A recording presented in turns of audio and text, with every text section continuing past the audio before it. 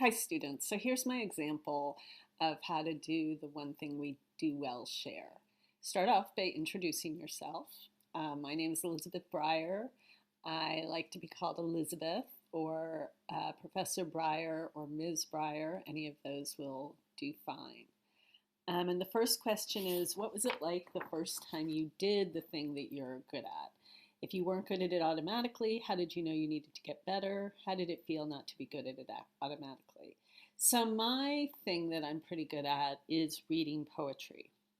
But when I started college, I was not particularly good at it, but it seemed like everybody I knew who was really smart read poetry, and so I wanted to read poetry, and so I took a poetry class and started reading these poems, and none of them made sense to me. I was just totally confused. It felt like gibberish to me. I knew I needed to get better because I didn't understand the poems. I didn't know what they were trying to communicate.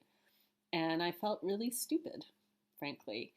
And the specific steps I took, the first thing I did is I actually went to my professor, who was kind of a famous poet, so he was kind of an intimidating guy. But I went to him and I said, I don't get poetry. Um, and he was great. He said, don't worry about it. Like anything else, it takes practice. And what you should do is you should keep reading poetry. And when you find a poem that you like, just memorize it. Just memorize it. And he said, and if all you like about the poem is the sound of it, that's fine. You don't have to understand what it's trying to communicate. Just memorize it because you like the sound of it. So I did that. I got a bunch of poetry books and I kept them.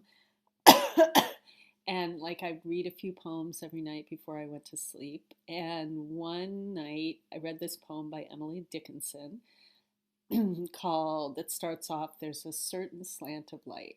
And it starts off with, There's a certain slant of light, winter afternoons, that oppresses like the heft of cathedral tunes. And I had no idea what that was saying, but I thought it was really pretty. So I did what he told me and I memorized it. And then one day I was going to college in New York City. And one day I was in my dorm room and it was like November and the light was coming in really low from the window and it made me feel a little depressed. And I thought about how I often get kind of depressed at the beginning of winter because the light is lower and the days are shorter. And all of a sudden, I was looking at this light coming in low through the window, and I went, There's a certain slant of light, winter afternoons, that oppresses like the heft of cathedral tunes.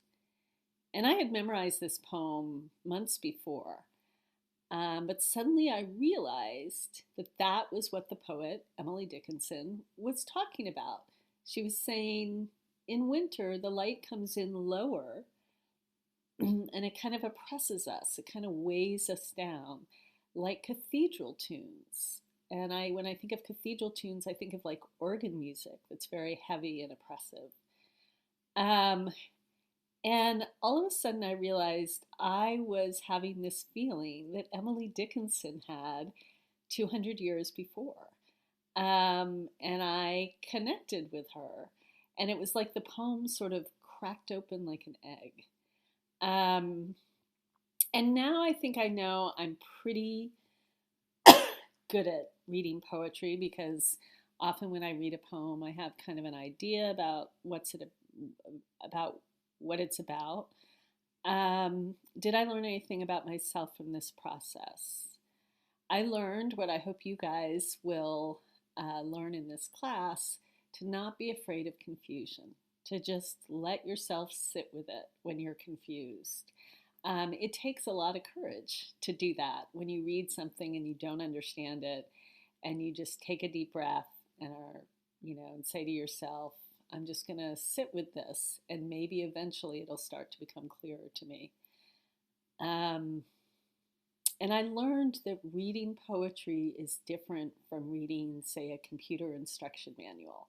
It's not something you don't read a poem once and um, and understand it. Often you read a poem many times and live with it for a long time, and it kind of opens up to you over that period of time. I've been teaching now for 25 years, and there are still days when I'm teaching a poem in English 102 where I see something new.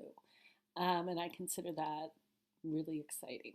So that's my story of one thing I do well and how I learned to do it well.